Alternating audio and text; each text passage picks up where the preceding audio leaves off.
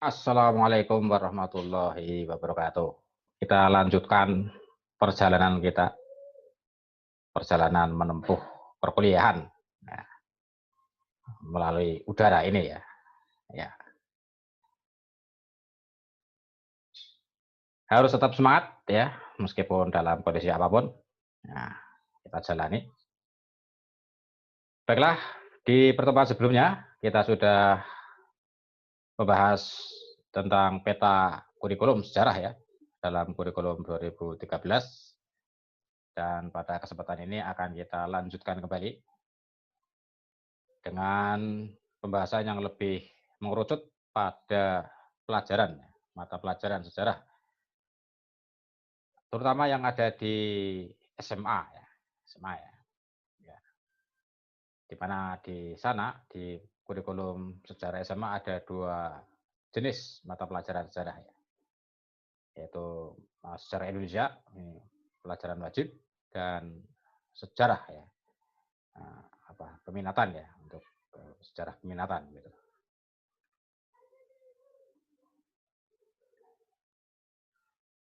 Nah, inilah kita mulai dulu dari sejarah Indonesia ya.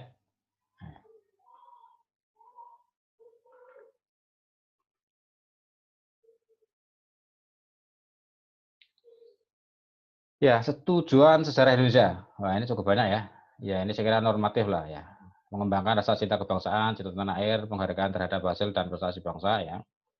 Membangun rasa kebangsaan, cinta tanah air ya, ini ya normatif lah ini. Membangun kesadaran strategik tentang pentingnya konsep ruang dan waktu, scope and temporal ya, dalam rangka memahami perubahan dan keberlanjutan ya. Ini prinsip sejarah ya antara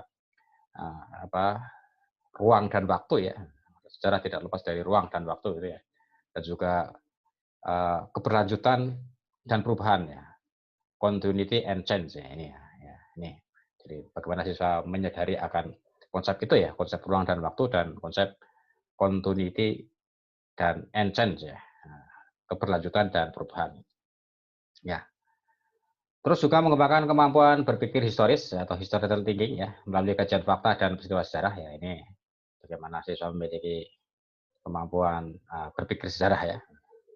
Ya, berpikir sejarah itu ya berpikir nilai-nilai ya, berpikir kronologi ya, urutan peristiwa ya, berpikir kritis ya, mengkritisi sebuah sumber-sumber sejarah gitu ya, itu ya, ya antara itu lah. Terus menumbuhkan apresiasi dan penghargaan terhadap peninggalan sejarah ya, menghargai peninggalan sejarah ya, ya seandainya bertemu dengan berjumpa dengan suatu sumber sejarah ya bisa menghargai ya, tidak merusak ya, tidak coret-coret misalnya itu ya, menghargai. Kemudian menumbuhkan kesadaran diri ya sebagai bahasa Indonesia memiliki rasa bangga ya ini ya, air ya, empati ya, toleran ya, dalam berbagai bidang kehidupan bangsa ya. Ini nilai-nilai ya, salah satu nilai-nilai yang dikembangkan dalam pelajaran sejarah ini. Nah, kemudian ini kompetensi ya, kompetensinya yang dikembangkan dalam pelajaran sejarah Indonesia dari mulai kelas 10 sampai 12 ya, ini yang saya cetak merah ini yang kata kuncinya ya. Nah, di kelas 10 ini kompetensi yang dikembangkan adalah menganalisis keterkaitan antara peristiwa ya, antara peristiwa yang satu dengan peristiwa yang lain, bagaimana keterkaitannya antara peristiwa Rengas Dengklok dengan proklamasi, apa keterkaitannya misalnya. Kemudian juga menganalisis makna atau nilai, jadi menggali nilai-nilai yang ada di dalam sebuah peristiwa sejarah. Apa nilai-nilai yang terkandung dalam peristiwa sejarah tertentu ya. Kebangkitan nasional apa itu nilai-nilainya itu ya, mengungkap makna atau nilai-nilai. Kemudian menentukan nilai utama. Nah, ini sudah lebih ya, di kelas 11 ini ya, pokok pikiran atau nilai utama. Jadi di sebuah peristiwa sejarah ini inti peristiwanya apa sih? Pokok peristiwanya apa? Terus dari pokok peristiwa itu ada di dalamnya terkandung nilai-nilai utama yang terkandung atau yang bisa digali ya dari pokok peristiwa itu. Peristiwa Rengas Dengklok gitu. Nah, itu antara pemuda dan generasi seniornya ya. Nah, itu peristiwanya kan itu ya, peristiwa ya Soekarno dari Jakarta dibawa ke Rengas Dengklok gitu ya, sebelum proklamasi ya. Ini kan peristiwa utamanya ya. Nah, itu nilai apa yang terkandung di situ? Wah, ya.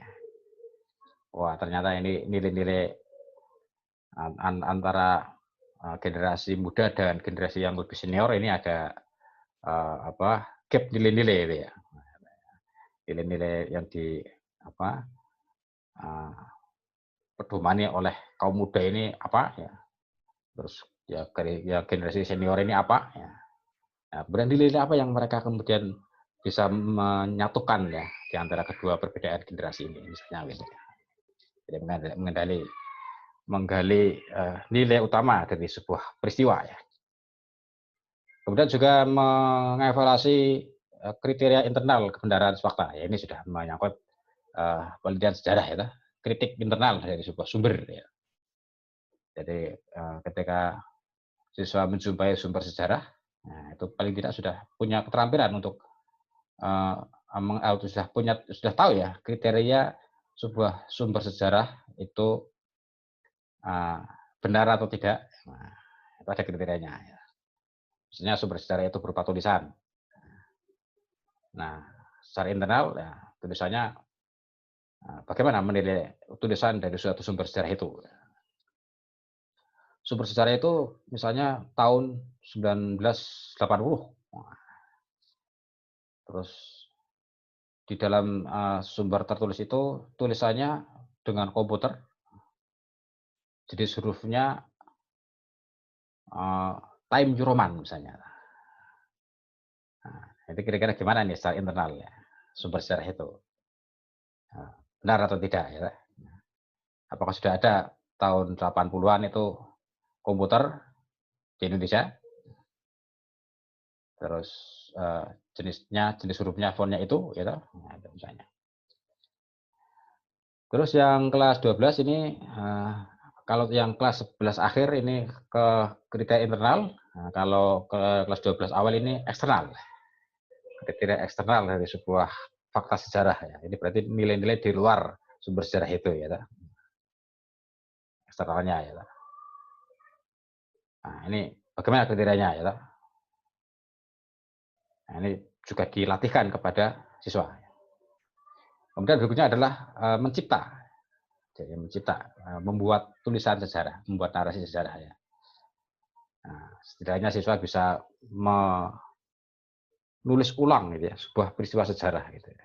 Jadi misalnya peristiwa Rengas Dengklok, di buku sejarah sudah ada ya, sumber-sumbernya sudah ada. Tapi kemudian siswa menuliskannya kembali dengan gayanya sendiri ya, dengan karya ciptaan, dengan bahasanya sendiri gitu. Nah, ini berarti sudah berhasil mencipta gitu. Nah ini. Nah, kemudian ruang lingkupnya, wah ini cukup luas juga ya ruang lingkup sejarah Indonesia ya, mulai dari kemampuan berpikir sejarah tadi yaitu mulai praksara, Hindu Buddha, Islam, negara-negara Barat, perdagangan Barat, pergerakan nasional, proklamasi ya, demokrasi liberal terpimpin Orde Baru sampai ya ini, ya seluruh sejarah Indonesia ini ya, dari prasejarah sampai reformasi ini. Catatan pengenalan daerah dilakukan melalui kajian terhadap peninggalan sejarah lokal. Ini ada juga kajian sejarah lokalnya bisa ya dimasukkan ini ya. Terus ini ya wilayah daerah ini masih daerah ya tentang sejarah daerah ini secara lokal ya. Nah, sebagai sumber inspirasi, motivasi dan kekuatan untuk membangun masyarakat dalam konteks yang lebih luas yaitu konteks nasional ya.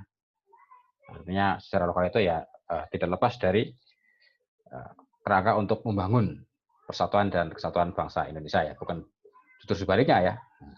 Dengan mengkaji secara lokal justru malah menjadi sumber ya untuk apa namanya ya merenggangkan ya antara hubungan antara daerah tersebut dengan level nasional gitu ya. Setiap periode sejarah memiliki peristiwa dan tokoh, jadi aktor-aktornya ya. Setiap peristiwa sejarah berarti ada aktor-aktornya. Ya. Siapa aktor-aktor peristiwa itu? Ya. Dan apa peranannya? Terus pengembangan cara berpikir sejarah ya tadi ya historical thinking ya, tentang konsep ruang, waktu ya, change and continuity ya, perubahan dan keberlanjutan. Nah ini nilai-nilai dalam sejarah Indonesia ya. Heroisme ya, perlawanan, leadership, kepemimpinan, keteladanan, kebijakan, persatuan, nasionalisme, patriotisme, inspirasi ya, apresiasi, toleransi ya, ini nilai-nilai ya. Terus kegiatan belajarnya ya ini menekankan pada kemampuan berpikir sejarah, mengidentifikasi dan menerapkan nilai yang tadi ya, nilai-nilai ya. Jadi nilai apa yang ditemukan dari sebuah peristiwa sejarah, kemudian bagaimana implementasinya. Implementasinya di masa sekarang berarti ya.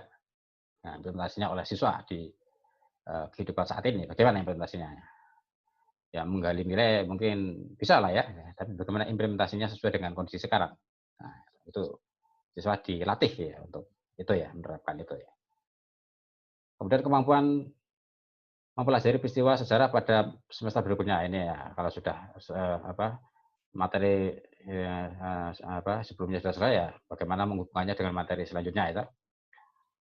Di semester 2 berikutnya peserta didik menggunakan kemampuan menentukan nilai untuk setiap peristiwa dan ini kalau di semester berikutnya nanti siswa sudah lebih mandiri ya, menggunakan kemampuannya untuk menggali nilai-nilai ya, menetapkan nilai-nilai apa yang terkandung dalam peristiwa sejarah dalam setiap periode sejarah Indonesia. Nah, ya, menggali nilai, menetapkan nilai dan ya kemudian belajar untuk bagaimana mengimplementasikan ya, menerapkan nilai-nilai itu ya dalam kehidupannya gitu ya. Patriotisme, bagaimana? Kalau dulu para pahlawan patriotisme membela bangsa dan negara dengan angkat senjata, gitu, dengan perang. Nah, kalau sekarang apa? Nah, implementasi sekarang ya, gitu. Perang angkat senjata itu kan berarti berjuang bersungguh-sungguh ya, pantang menyerah gitu ya. Pantang menyerah sekarang itu seperti apa ya? Siswa mengimplementasikan semangat pantang menyerah para pahlawan. Nah, tidak mudah mengeluh ya, tidak mudah putus asa ya, tetap putus asa, jangan semangat tetap semangat ya, jangan mudah putus asa ya, kebalik ya, tetap putus ya, tetap semangat ya, tidak putus asa itu maksudnya. Ya, ya ada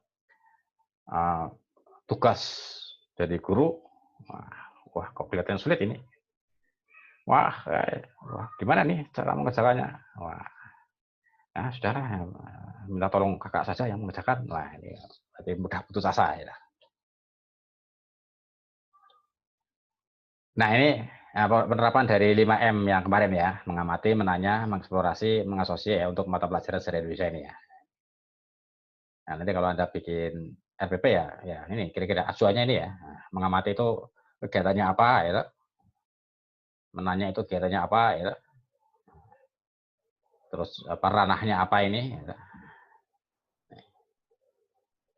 Nah itu sejarah Indonesia.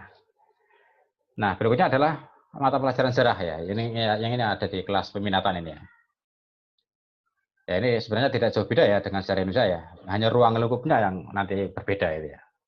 Nah, tujuannya ya hampir sama ini ya. Ini hampir sama. Nah, ini hanya ada tambahan ini ya. Nah, kalau tadi kan hanya khusus sejarah Indonesia. Nah, kali ini ditambahkan dengan pemahaman tentang dunia internasional ya. Menelaah fenomena aktual dan global ya di dunia internasional ya. Ini karena sejarah ya. Jadi lebih luas ya ruang lingkupnya itu. Nah, kompetensinya hampir sama tadi ya ini ya. Nah, secara kompetensinya. Nah, ini hanya ruang lingkupnya nanti yang ini ya. Nah, yang berbeda ini ya. Di sini prinsip dasar ilmu sejarah ya ini sudah masuk ke dasar-dasar ilmu sejarah ini ya. Nah, terus peradaban awal dunia dan Indonesia ini sudah sejarah dunia. Terus Indonesia negara-negara di masa lampau, masa penjajahan, masa revolusi.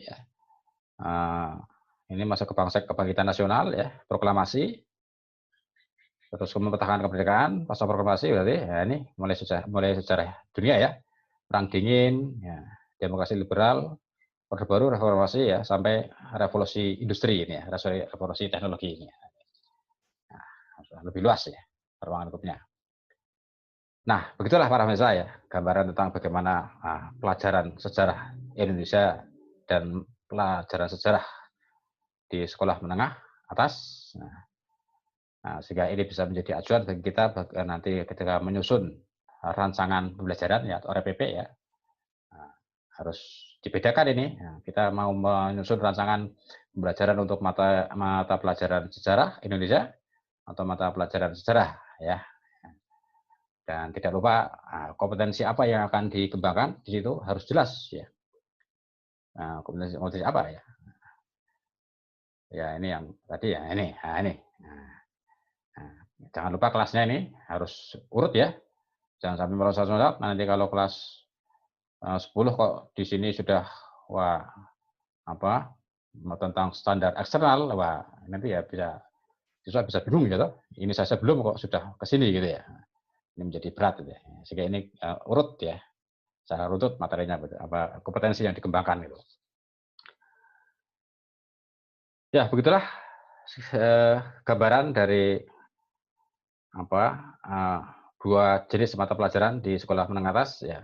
Pada pertemuan berikutnya nanti akan kita lanjutkan ya dengan tema yang selanjutnya ya. Ya baik, terima kasih. Assalamualaikum warahmatullahi wabarakatuh.